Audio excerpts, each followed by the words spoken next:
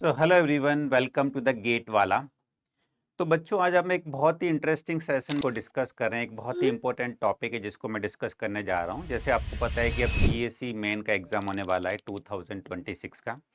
अगर आप ईएससी 2026 के एस्पिरेंट है या आगे अगर आपको ईएससी देना है 2027 या उसके बाद, तो आप सब लोगों के लिए एक बहुत ही इंपॉर्टेंट चीज़ है जो बहुत से बच्चे मिस कर देते हैं कि आपको रिवीजन कब करना चाहिए। कि आप पूरी की पूरी सब सब्जेक्ट कंप्लीट कर लें उसके बाद रिवीजन स्टार्ट करें, या हर सब्जेक्ट के एंड में रिवीजन करें, या कैसे कैसे हमें रिवीजन करना चाहिए।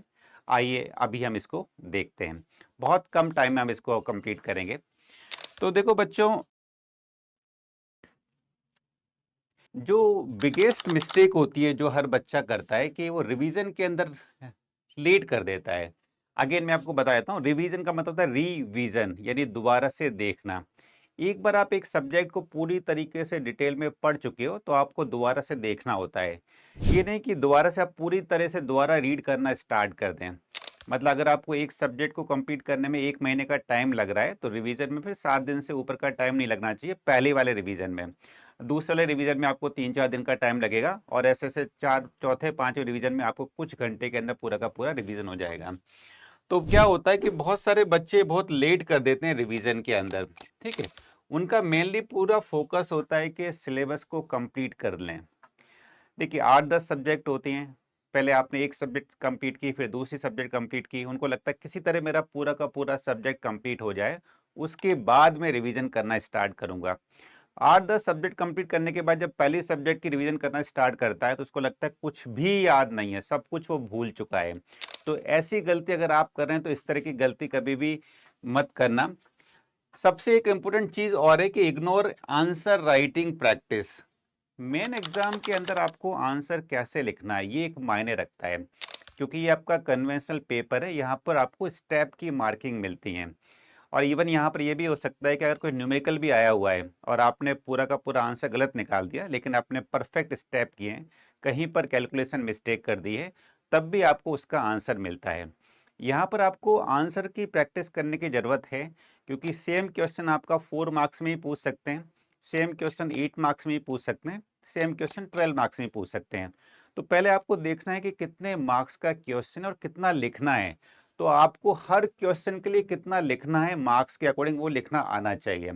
बहुत से बच्चे खाली पढ़ते रहते हैं या वीडियो देखते रहते हैं, कभी भी लिखने की प्रैक्टिस नहीं करते, तो एग्जाम में वो इतना स्लो हो जाते हैं। मैंने बहुत सारे बच्चों से बात की है, तो लास्ट ईयर ऐसा बहुत सारे बच्चों के साथ हुआ जो बहुत अच्छे बच्चे थे, कि वो बहुत स्लो हो गए क्योंकि उनको लिखने की प्रैक्टिस नहीं थी, उनको लिखना आया नहीं, और जिसकी वजह से उनका बहुत सारा पेपर छूट गया। तो ये मिस्टेक आपको नहीं करना है।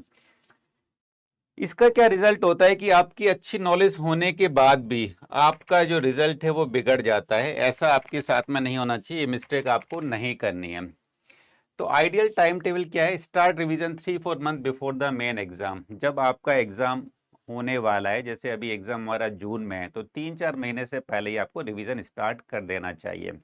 इवन ध्यान ये रखिए, जैसे अगर आपका एक सब्जेक्ट कंप्लीट होता है, डिटेल में आपने पढ़ लिया, आप दूसरा सब्जेक्ट आप स्टार्ट कर रहे हैं, फिर क्या होता है, जैसे आपका सैटरडे या संडे का जो टाइम मिलता है ना, तो आप पहले वाले सब्जेक्ट को रिवाइज करिए। ठीक है, रिवीजन करते रहोगे बीच बीच के अंदर, तो आपको वो वाला सब्जेक्ट पूरा का पूरा याद होता रहेगा। अगर आपने पूरे के पूरे सब्जेक्ट निपटा दिए और उसके बाद रिवीजन करना स्टार्ट किया तो फिर ज़्यादा मुश्किल आएगी। तो रिवीजन करना स्टार्ट कर देना है, मतलब जो भी सब्जेक्ट आपके हो गए हैं उसका अगर आप रिवीजन करते रहोगे तो कम से कम उन सब्जेक्ट के ऊपर जो क्वेश्चन आते हैं उसको आप बहुत अच्छी तरह कर पाओगे। वरना आपको ऐसा लगेगा कि यार मैंने पूरा का पूरा सिलेबस तो कंप्लीट कर दिया, लेकिन एग्जाम में आप कुछ नहीं कर पा रहे हो, उसका कोई मीनिंग नहीं है। पहला revision after study after each subject. हर सब्जेक्ट के बाद आपको रिवीजन करना है। इवन मेरा यह है कि अगर हर वीक में आप रिवीजन कर पाते हैं, एक वीक में आपने जितना पढ़ा है, आप सैटरडे को रिवाइज कर लीजिए। उसको रिवाइज करने में आपको मुश्किल से 4-5 आवर्स का टाइम लगेगा, लेकिन पूरा का पूरा 1 वीक जो आपने किया है वो आपको पूरी की पूरी तरह से दोबारा से रिकॉल हो जाएगा। ठीक है, वीक के बाद फिर आप मंथली रिवीजन करिए, हर वीक में रिवीजन करिए, हर मंथ में रिवीजन करिए, हर सब्जेक्ट के खत्म होने के बाद रिवीजन करिए। आपको पता हुआ कि एक कोट है, वही कहता है कि जो टॉपर्स होते हैं और जो नॉर्मल बच्चा होता है उनके बीच में जो डिफरेंस होता है वो रिवीजन का ही होता है। जो टॉपर बच्चे होते हैं बहुत बढ़िया रिवीजन करते हैं, ठीक है, मेहनत दोनों कर रहे हैं, लेकिन जो आम बच्चा है वो कहीं ना कहीं रिवीजन करना भूल जाता है, जिससे वो पिछड़ जाता है। अब सवाल ये उठता है, रिवीजन करना जरूरी है, ये आपको समझ में आ गया, लेकिन रिवीजन कैसे करें, ठीक है। तो रिवीजन के लिए आपने बनाया एक short notes and the formula sheet. जब भी आप सब्जेक्ट को पढ़ते हैं तो आप एक फुल नोट्स बनाते हैं, फिर एक शॉर्ट नोट्स बनाते हैं और एक फॉर्मूला शीट बनाते हैं, इसमें फॉर्मूला लिखते हैं। तो जल्दी रिवीजन करना है तो शॉर्ट नोट से करिए, फॉर्मूला वाली शीट है उसको देख लीजिए। कोई टॉपिक अगर आपको लग रहा है कि यार यहाँ ये मेरा मुश्किल टॉपिक है, समझ में नहीं आ रहा, तो उसको डिटेल नोट से आप उसको रिवाइज कर सकते हैं। PYQ, जो भी टॉपिक आप कर चुके हैं उसके PYQ देखिए, किस तरह के क्वेश्चन पहले साल पूछे गए हैं। क्या आपने वो टॉपिक पढ़ने के बाद उस तरह का क्वेश्चन का आंसर आप दे सकते हैं या नहीं दे सकते, ठीक है, उसको लिखने की प्रैक्टिस करिए। तो PYQ बहुत इंपॉर्टेंट है, क्योंकि अगर आपने 10-15 साल के PYQ कर लिए मेंस एग्जाम में, तो आप देखेंगे कि पूरे के पूरे क्वेश्चंस उसी से रिपीट होते हैं। सब्जेक्ट वाइज रिवीजन करना है, ये मैं आपको बता चुका हूं, हर सब्जेक्ट के वाइज आपको रिवीजन करना है, हर टॉपिक के वाइज आप रिवीजन करिए। Even focus on the presentation plus speed, दोनों ध्यान में रखनी है, ठीक है। आपको एक क्वेश्चन बहुत अच्छा आता है, इसका मतलब ये नहीं कि पूरा का पूरा टाइम आप वहीं पर स्पेंड कर देंगे। आपको देखना है कितने मार्क्स का क्वेश्चन है, कितना टाइम इसको अलॉट करूं। ऐसा नहीं हो कि इस चक्कर में आपके बहुत सारे क्वेश्चन रह जाएं। तो स्पीड आपकी अच्छी होनी चाहिए। स्पीड कब अच्छी बनती है, जब आपकी प्रैक्टिस हो रही होती है। प्रेजेंटेशन पे ध्यान देना है, जैसे कुछ थ्योरी वाला पार्ट है, जैसे मेजरमेंट टाइप का एक सब्जेक्ट है, तो उसमें आप ब्लॉक डायग्राम बना के इसको रिप्रेजेंट कर सकते हैं। अगर आप डिटेल में नहीं लिख रहे हैं तो आप ब्लॉक डायग्राम या टू द पॉइंट अगर आप आंसर दोगे तो आपको ज्यादा अच्छा मार्क्स मिलेगा। अब आता है हमारा 3 लेवल का रिवीजन प्लान। पहला रिवीजन होता है हमारा कॉन्सेप्ट को क्लियर करने के लिए। एक बार हम जब पढ़ते हैं तो थोड़ा कॉन्सेप्ट समझ में आता है, फिर आप रिवाइज करोगे तब आपको थोड़ा डिटेल में कॉन्सेप्ट समझ में आना स्टार्ट होगा।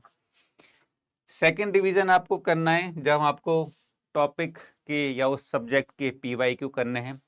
PYQ के साथ में जो भी वीक एरिया है आपको, ठीक है, जब भी आप पढ़ते हैं आपको लगता है कुछ चीज़ें तो आपको तुरंत समझ में आ जाती है, वो आपका स्ट्रॉन्ग एरिया है, कुछ चीज़ें समझने में आपको टाइम लगता है। तो जो भी आपका वीक एरिया है उस पर आपको फिर फोकस करना है सेकंड डिवीजन पे। और फाइनल रिवीजन में खाली आपको नोट्स देखने हैं, स्पेशली शॉर्ट नोट्स देखने हैं और फॉर्मूला का रिवीजन करना है। ये आपके 3 लेवल के प्लान रहेंगे। डेली अगर मैं प्लान बनाऊं तो आपका 8 से 10 आवर आप स्टडी करते हैं, ठीक है, तो उसमें से 5-6 घंटे, मतलब टोटल जो आप जितना पढ़ते हैं उसमें से 5 to 6 आवर आप नए टॉपिक को देखते हैं, और 2 से 3 घंटे आपको पुरानी सब्जेक्ट जो आप पढ़ चुके हैं पहले, या पुराने टॉपिक जो आप पढ़ चुके हैं उसको रिवाइज करना है। और एक और इम्पोर्टेंट चीज़ है कि 1-2 घंटे आप राइटिंग को दीजिए, कैसे लिख सकते हैं, क्योंकि अधिकतर जो बच्चा ESC देता है ना वो जनरली गेट एस्पिरेंट होता है, पहले वो गेट एग्जाम दे चुका होता है, बट गेट के अंदर लिखने का कोई मीनिंग नहीं है, खाली आपको ऑब्जेक्टिव है, आंसर देना होता है। तो कहीं ना कहीं वो लिखने की प्रैक्टिस भूल जाता है, किस तरह लिखना है, कैसे रिप्रेजेंट करना है। जैसे आपने कभी देखा होगा ना, कोई कुक होता है, खाना बनाता है, लेकिन खाना बनाने के बाद उसको कैसे सर्व करना है वो मायने रखता है, ठीक है। टेस्ट तो आप बाद में लेते हो, सर्व करना भी आपको अच्छा आना चाहिए। तो ये आपके लिए बहुत इंपॉर्टेंट है कि कम से कम 1 से 2 घंटा आपको राइटिंग पे देना है। कैसे जो आपको नॉलेज है, जो चीज़ आती है, उसको आप पेन से पेपर के ऊपर कैसे उतारेंगे, वो सबसे इंपॉर्टेंट है। अब हम आते हैं फाइनल एडवाइस पर। रिवीजन के लिए कभी भी पूरे सिलेबस को कंप्लीट होने का वेट नहीं करना है। ये नहीं कि हर सब्जेक्ट आपने कंप्लीट कर दी उसके बाद से पहली सब्जेक्ट का रिवीजन करना स्टार्ट करें, तब तक बहुत लेट हो चुका होगा, आप पहले वाली सब्जेक्ट ऑलमोस्ट भूल चुके होंगे, ठीक है। जितनी जल्दी आप रिवीजन स्टार्ट कर देंगे, वीकली रिवीजन कर रहे हैं, मंथली रिवीजन कर रहे हैं, उतनी ही आपकी रैंक इंप्रूव होती जाएगी।